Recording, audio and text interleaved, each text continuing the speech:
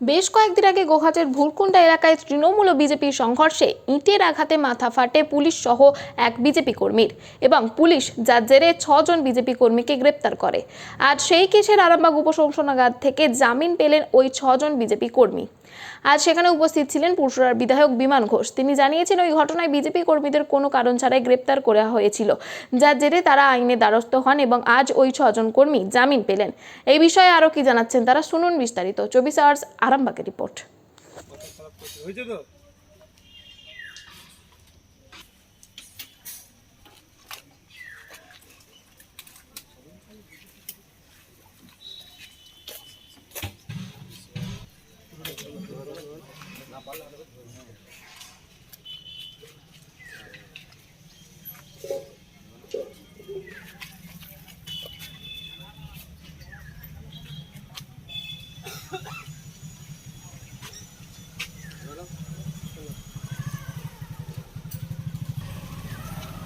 এই কুমারগঞ্জে যে ঘটনাটা ঘটেছিল সেখানে পুলিশও তো আক্রান্ত হয়েছিল, যে বিষয়টা সেটাই তো। হ্যাঁ, তা পুলিশও আক্রান্ত হচ্ছে, তো কিভাবে কি ঘটনা ঘটলো? ওরা ভোটের পর থেকেই বিভিন্ন আমাদের কর্মীদিকে বিভিন্ন গ্রামের ফ্ল্যাগ খোলাচ্ছে, মারছে। আর সেদিন সন্ধেবেলা বিজয় রায় বাজারে গেছে, ওকে ধরে মারতে আরম্ভ করেছে। ওর স্ত্রী এবং মেয়ে ব্যাংকে ছিল, আওয়াজ পেয়ে খবর পেয়ে গলা পেয়েই ছুটে গেছে। যে ছুটে যেয়ে ছাড়াতে গেছে ওকে মারছে, আর ওর মেয়ে ছাড়াতে গেলে ওর মেয়েরও জামা টামা টেনে ছিঁড়ে দেয়, এসব করার পর ওরা পুলিশে ফোন করে, পুলিশ আসে। কিন্তু পুলিশ আসার পর পুলিশ থাকাকালীনই ওরা এত ইঁট ছুঁড়েছে যে ইঁটে আমাদের একজন সঞ্জয় রায় নামে তার এরকম কপাল ফাটে, আর পুলিশেরও, তার পাশেই পুলিশ ছিল, পুলিশেরও কপাল ফাটে। তারপরে পুলিশ আমি যখন সঞ্জয় রায়কে নিয়ে কামারপুকুর হসপিটালে গেছি,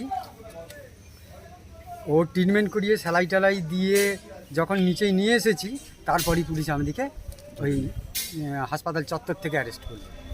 তারই আজকে জামিন পেয়েছেন? হ্যাঁ, আজকে তার জামিন পেলাম। আপনার নাম দাদা? আমার নাম শশাঙ্ক বাগ।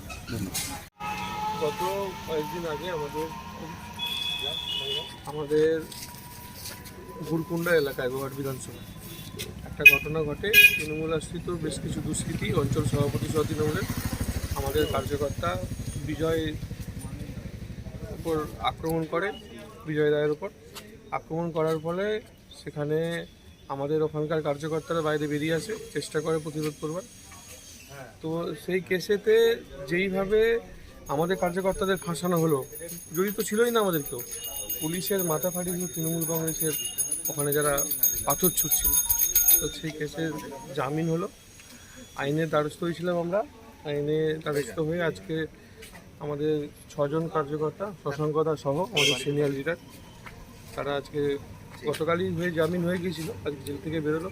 একজন এখনও রয়েছে অন্য কেসে, তো সেটাও তাড়াতাড়ি যাবে।